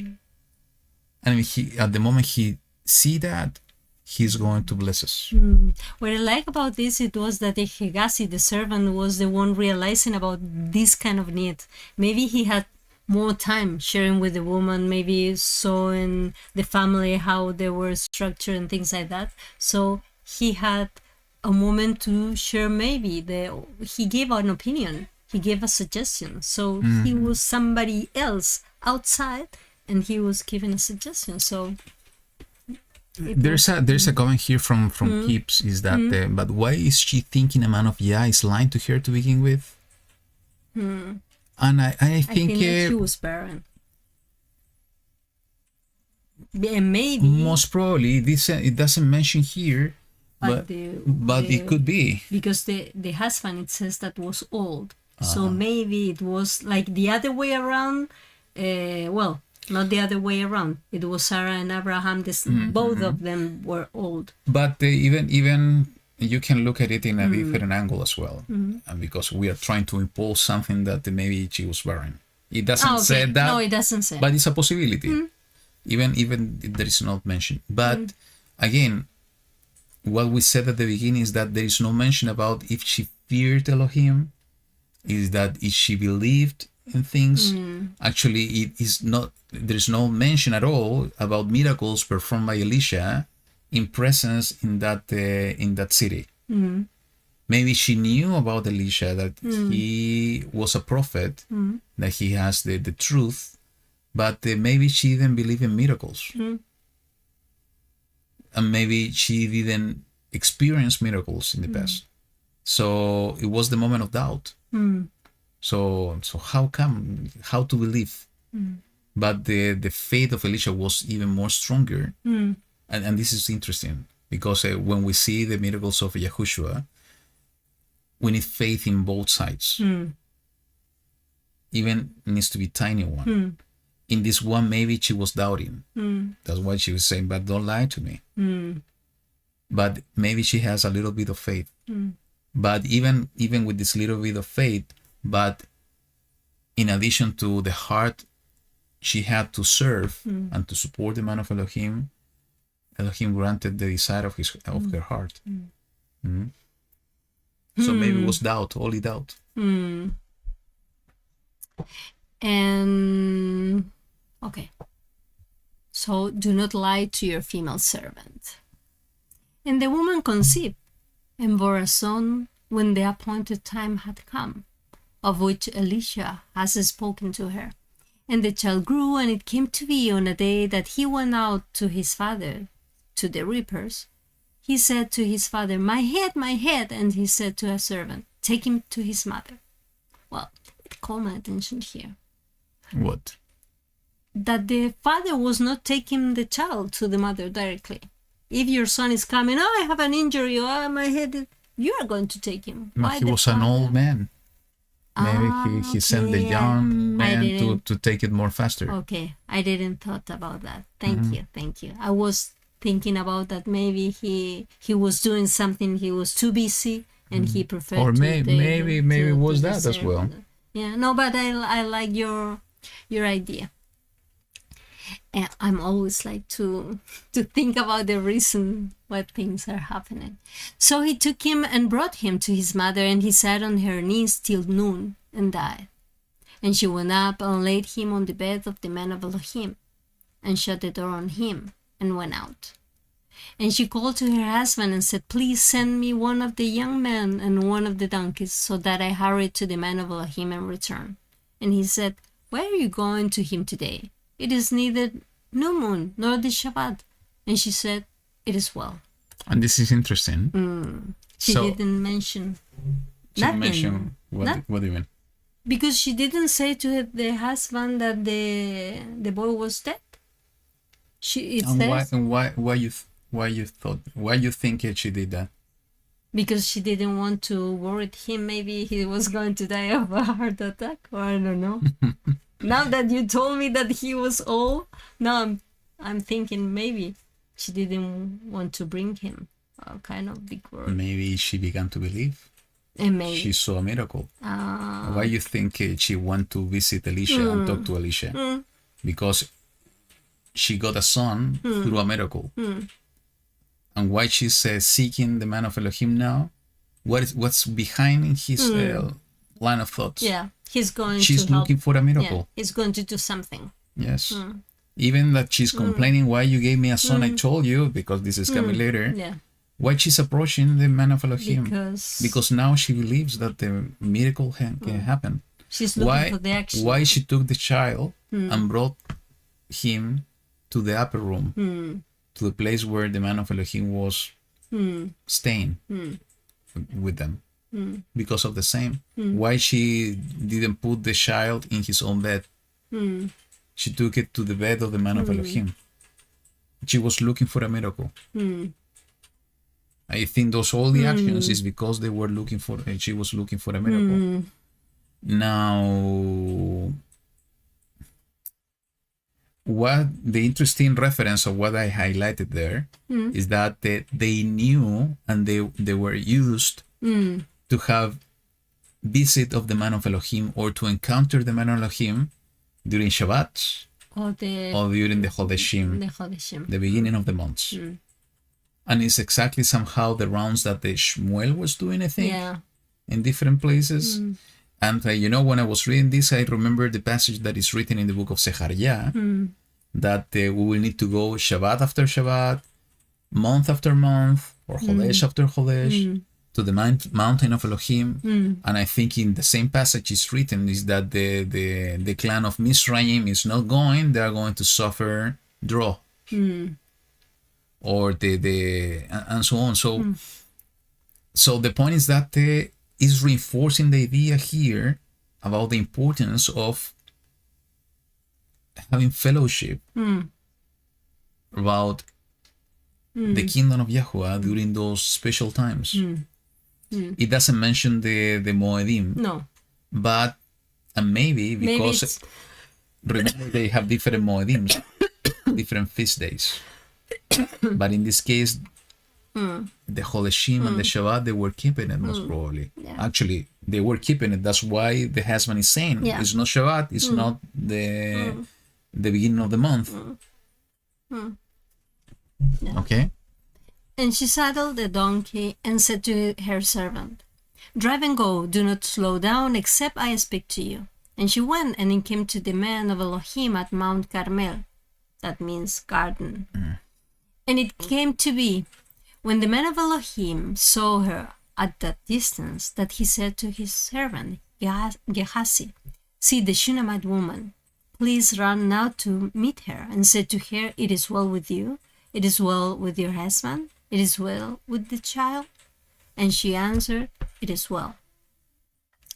You see, she only wanted to talk to Elisha. Yeah. To nobody else. Yeah. She was keeping what it was really in her heart to the specific person. And I think it is also a great lesson. Sometimes instead of when we are going through situations, the first thing we do is to speak to the first person that we have beside us or with many people before going to YaHuWaH or to a man of Elohim. And she's giving us a good lesson here. Yeah. Because what she's looking is to seek YaHuWaH through the man of Elohim, seeking for a miracle, seeking for an answer. When we do something different, because we are putting our trust in somebody else. That doesn't mean that we should not do it. What it means, or what I'm trying to say, is that, and what we have to learn, I think, all of us, is that the first one we need to go is to YaHuWaH. Then we can go and speak to people, because he's going to use people in order to give us answers and instructions. But the first thing we have to do is to go to YaHuWaH directly or through a man of Elohim. And she came to the man of Elohim I already read this. And she came to the man of Elohim at the hill, and she took hold of him by the feet, but Gehazi came near to push her away. But the man of Elohim said, "Leave her alone, for her being is bitter in her, and YaHuWaH has hidden it from me, and has not revealed it to me." You remember the woman that was kissing the feet of Yahushua, I was, and the Pharisees wanted to remove because she was a sinner. Yeah, that was my first thought when I was reading about that. It was like that image. Yes. Crying at his feet. And she said, "Did I ask a son of my master? Did I not say, 'Do not deceive me'?" And he said to Gehazi, "Gird up your loins, and take my staff in your hand and go. When you meet anyone, do not greet him. And when anyone greets you, do not answer him. And you shall lay my staff on the face of the child." Something that I didn't mention, but here is really interesting, because Elisha is recognizing that it's not in him to know everything. It's Yahuwah the one revealing things. Yeah. She knew, he only knew that something was wrong. Yeah. But he was unable to understand the reason. The reason. That's why he said, her being is bitter, and Yahuwah has hidden it from me, and has not revealed it to me. So why Yahuwah didn't reveal to? That's interesting to think. Maybe he was trying to. Yahuwah didn't mention it to or reveal this to Elisha, because it was the way to teach her something. That's why also she didn't tell anybody else. Yahuwah was using this moment in order to change her heart, most probably. So she can speak up. Was going to be much exactly. It was going to be much easier if Yahuwah was revealing the situation to Elisha. Maybe it was even necessary for her to go to Elisha, because Elisha, as soon as he knew there was something wrong, he was going to be the one going to the place and trying to resurrect the child, or even to pray for the child in order not to die. But Yahuwah decided to do all of this. And again, this is a similar situation with Eleazar, Lazarus. Yeah, I have it You written remember in my scripture. This is like the sister sent for the master. And why they went to the master, master said, "Not yet." And Eleazar died. And then he came. It's a similar pattern, similar situation. Because why Yahushua did that like that? Because in order for more people to believe, was a bigger miracle. And most probably in this case, Elisha didn't receive the revelation directly from Yahuwah, because there was a bigger purpose for her, most probably for more people. Yeah, because you can see that the first thought of Elisha was sending the servant with his staff. So it was like confirming, just go and check and he's going to arise or not. It's like what you said about Yahushua, like giving more days. It's like, because it's going to be a big miracle. It's not only that he was in coma. He's already dead. But again, it doesn't mention here, but most probably when she spoke, Elisha got the revelation. Yeah. Because Elisha knew that something was wrong with the child. But without even, because she didn't mention that he was dead, the child was dead. Yeah. And Elisha immediately sent him with the staff to put it in the face of the child. So indirectly, most probably, we can understand that Elisha already, in that moment, he received the revelation about what happened. So, and this is also an important lesson for us, how the Ruach is going to work with us. Sometimes we are going to have just a feeling that something is wrong or something is right, but we are not going to have the full picture of the truth of what's going on, because it's not the timing yet. But when the time comes, he's going to give us full revelation what to do, and it's going to be really important what we are going to do in between. Are we going to be in doubt? Are we going to act even without knowing, or we are going to refrain ourselves and doing nothing? What would happen if Elisha, because he didn't have the full revelation, and when he saw something that he needed to do something and sent Gehazi, because he didn't know everything, he said, okay, we are going to wait until I receive all the revelation. That's not the way. When we are receiving some kind of information from the Ruach, it's the moment to act immediately, even if we have not the full revelation. And He's going to reveal to us at the proper time. So we see, in the two sides, the example of the woman recurring only to Yahuwah through the man of Elohim, speaking up boldly with what is in her heart, and the other side, the man of Elohim, even without having the revelation, first saying, it's not me, it's Yahuwah, is the one revealing, and now it's not revealing it completely to me. But even without having the full revelation, acting based on what he's being moved by the Spirit of Elohim. And in one moment, he's going to receive all the revelation from Abba. And we have Gegasi, that at the moment, so far, he's a faithful servant. Yeah. So far. Yeah, so far. The next portion, I think, is not that faithful. It's going to change. Okay. Yeah, and it's interesting also that he was instructed not to lose not even a second greeting somebody if somebody was greeting him. What was the instruction of Mashiach to the 70s? Don't take a purse, don't take a second cape. I think he mentioned don't greet people on the way, go there directly to the lost tribe of Israel. And then I was thinking about that maybe that kind of attitude. If we are the other person that we are going to say hi, and then we realize that the other person is not even saying hi back, maybe we're going to think, oh, what a rude person, and we're going to make like a assumption. And then we can see that there are a lot of reasons why maybe the behavior of somebody else can be different of what we are expecting. That's true. Maybe they're suffering something. That's why we should not judge. Yeah, it's the same thing that Gegasi did at the end. He wanted to take her away from the prophet. Yeah. So there is a reason behind. But it's another angle to see the same situation. Is that when we had an instruction, we need to focus. We cannot get distracted on the way. Yeah, because usually that is going to, maybe a greeting could open a very long shot, a conversation that maybe is going to take the timing. The timing is important. When is Yahuwah's timing, we need to focus on the task and we need to complete it. Yeah. And we cannot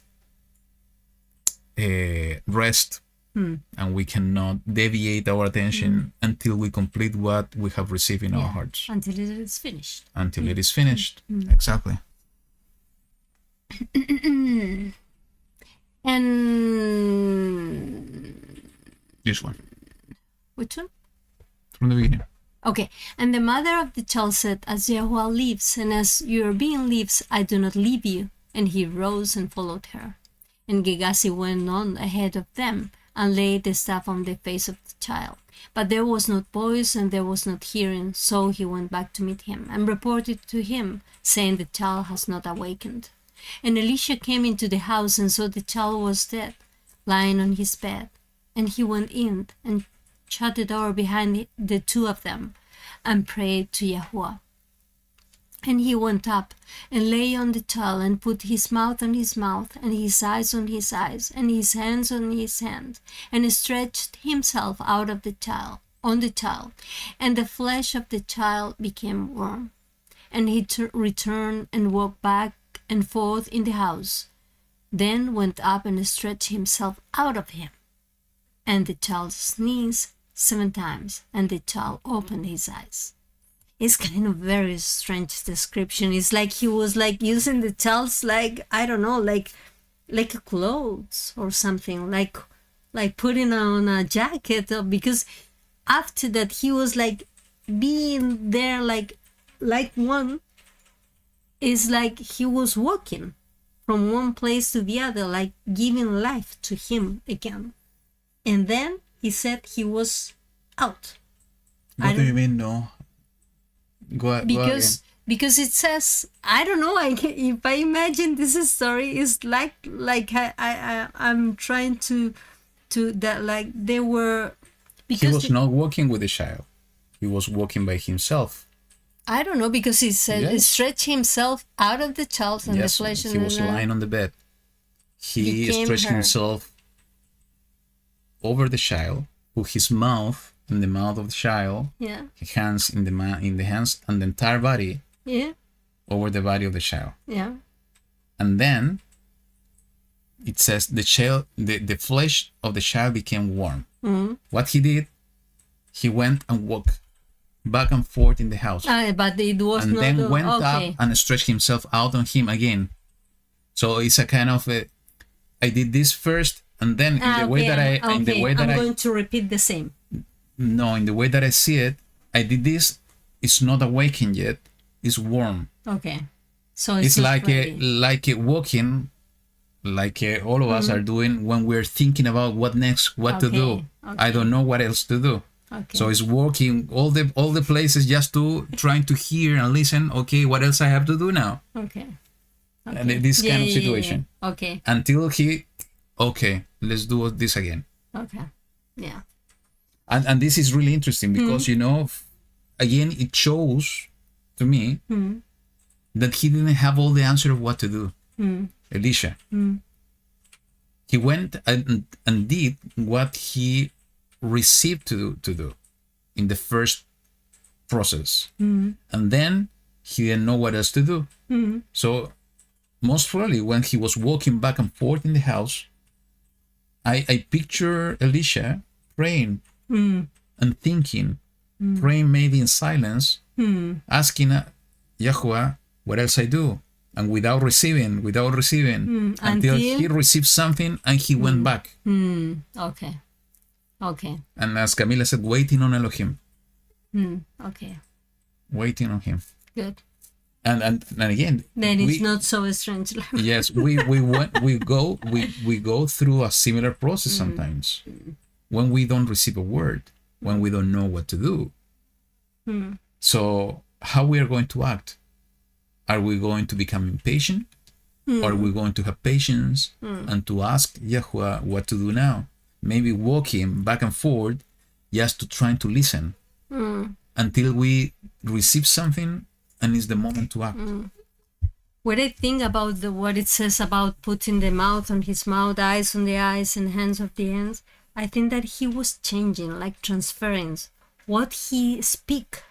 So maybe changing the vocabulary of the child, maybe how he sees things, how the child is going to see. About the hands, the actions that he's making, so he can make that kind of actions. So that, and doing that, like changing completely his vision, the actions, the things that you are telling, maybe you can get your life back. Yes, Something and like again, creation. He blew like it in was order like, to provide life. Yeah. So I think it's the same process. Another thing to see here, and this is something I think is for in Judaism, for the rabbis is to scratch their heads, is that he was touching a dead body. What it means? Elisha was touching a dead body. Eliyahu did exactly the same. Remember, they were accusing Yahushua when he was touching, the 12 years old girl. The girl. So you become unclean. But becoming unclean is not sin. Is you become unclean and you cannot touch the set apart things in the temple. So in this case, he was touching a dead body. And it says on the child sneezed 7 times and the child opened his eyes. So interesting. So it like my allergy process. Yes. Sneeze 7 times. Maybe that means something. So what do you think? What could be the connection?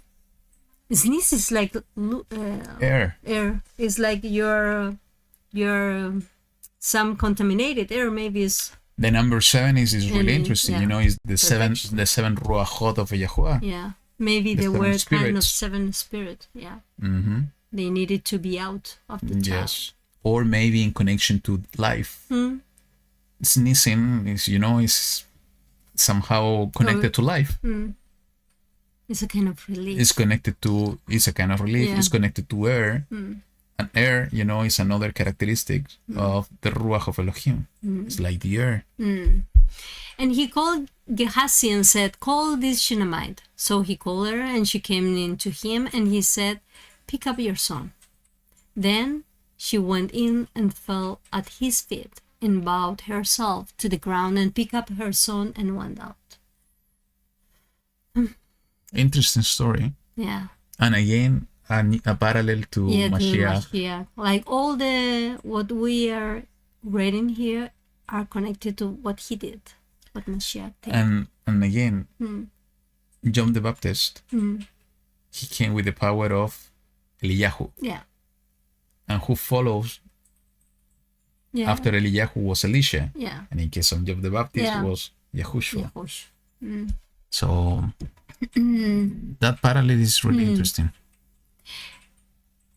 And Elisha returned to Gilgal, and the scarcity of food was in the land, and the sons of the prophets were sitting before him. And he said to his servant, "Put in a large pot and cook a stew for the sons of the prophet." And one went out to the field to gather plants, and found a wild vine, and gathered wild cucumbers from it, filling the skirt of his garment, and came and sliced them into the pot of stew, though they didn't know what they were. And I can imagine this. Oh. There was scarcity of food, so they were trying to find food. Yeah, something. Any plant. They then served it to the men to eat. And it came to be as they were eating the stew that they cried out and say, "Oh man of Elohim, there is death in the pot." I can imagine the smell and the flavor. And they were unable to eat it. And he said, "Then bring some flour." And he put it into the pot and said, "Serve it to the people to eat." And there was no evil matter in the pot. So, changing and healing something that was even maybe like kind of rotten into something that you can eat. And it's part of the promises of Mashiach that if we eat something that is bad, is contaminated, is going to produce death, he is going to rescue us. Yeah. Maybe it was kind of poison. I don't know. I think it was a kind of poison. That's why it's a wild vine, it says. So maybe it was poison. Yeah.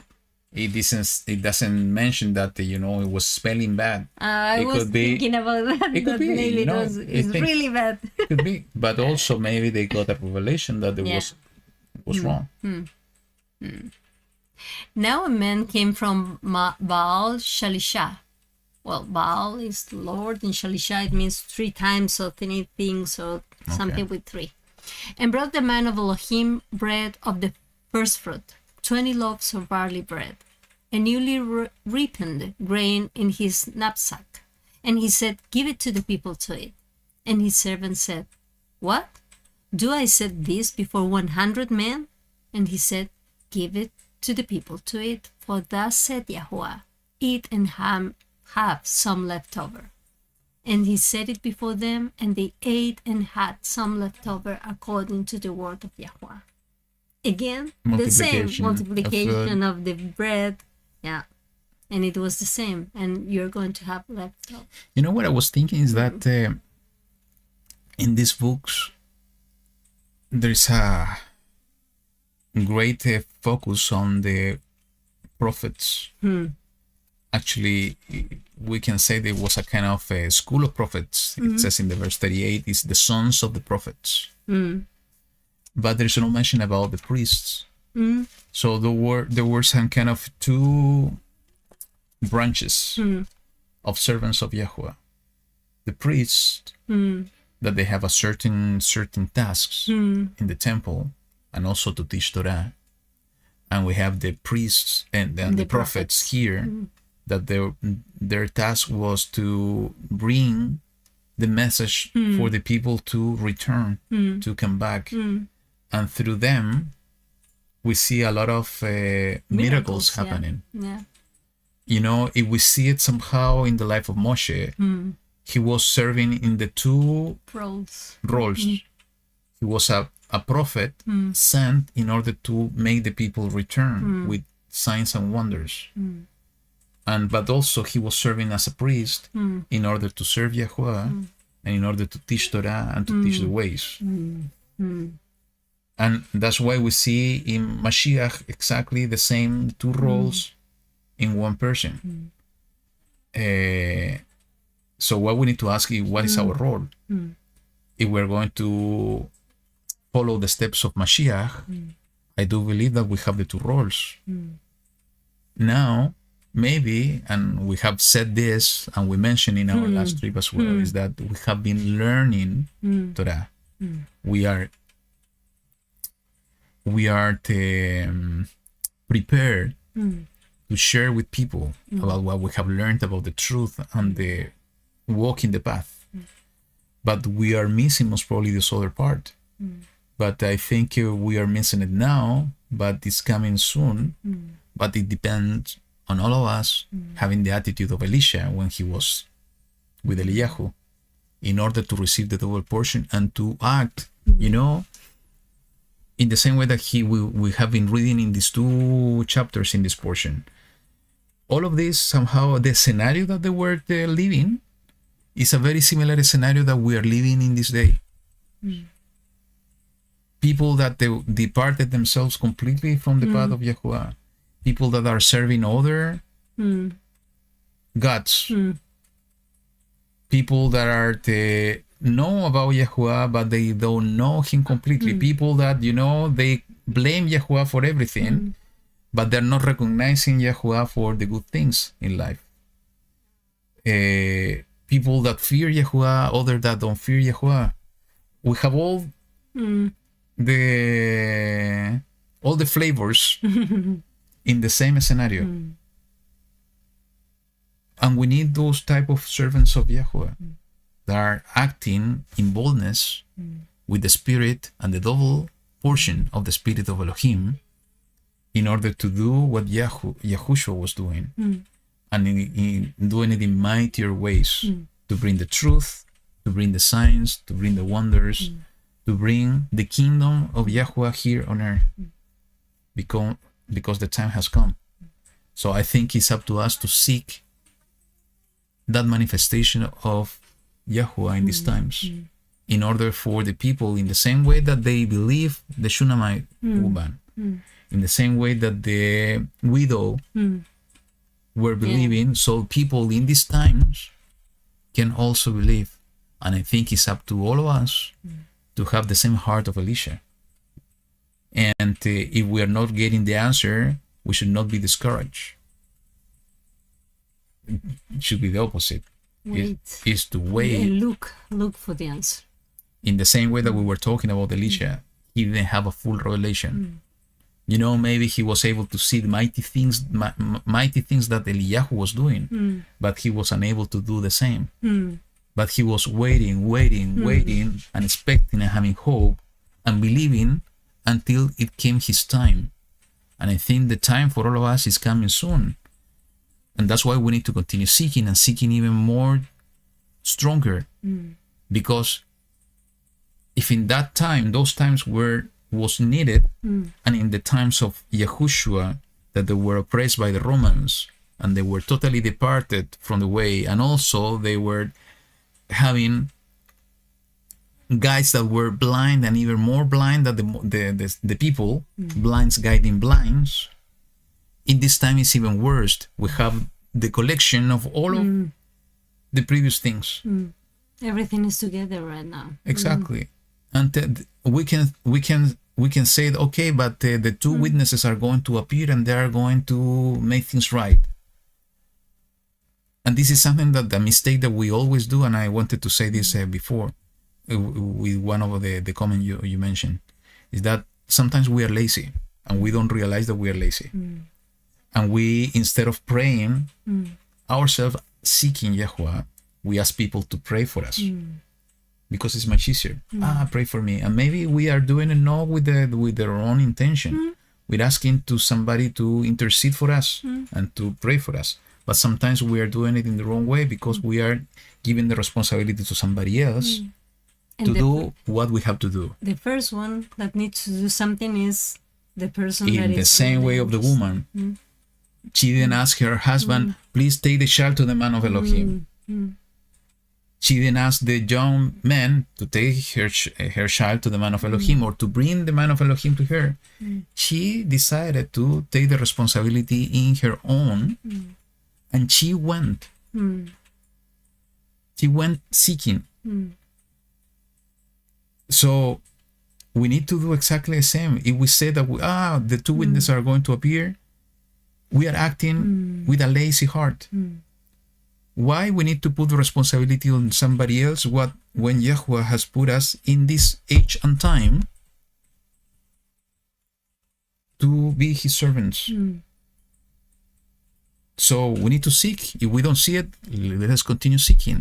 If we don't see results, let's continue seeking stronger and praying with more fervor in order for have the manifestation of the Ruach of Elohim in these times through us.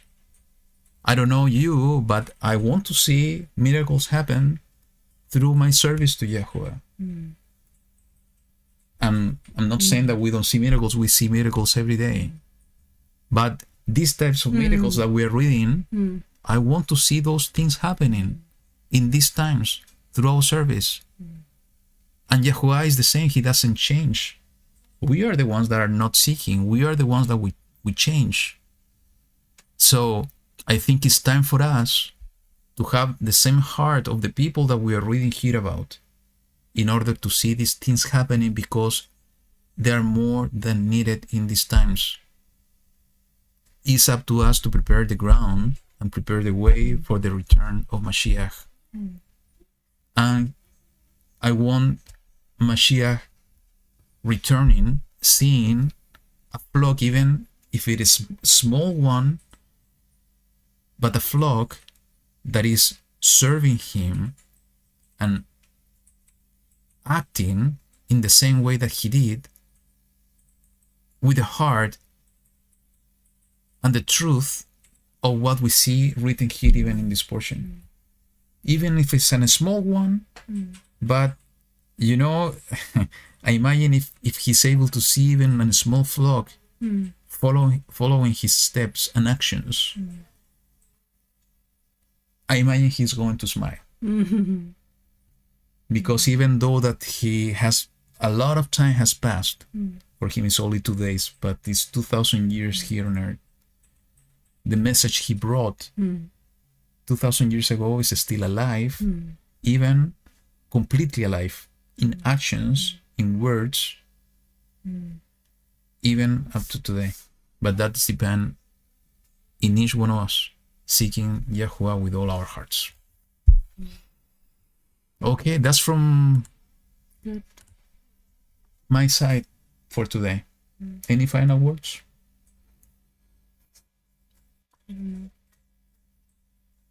That we need to trust more in Yahuwah. We need to look more for him.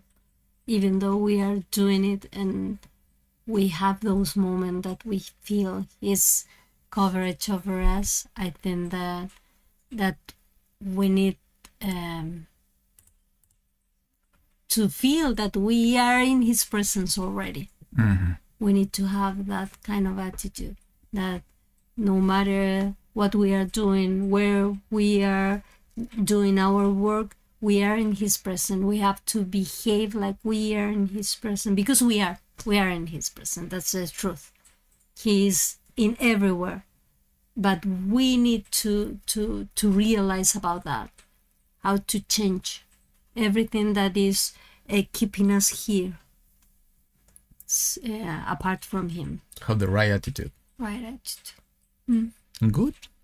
So, like always, has been a beautiful time reading and studying the word, just finding these nuggets that is coming from him to all of us, and to continue growing in truth.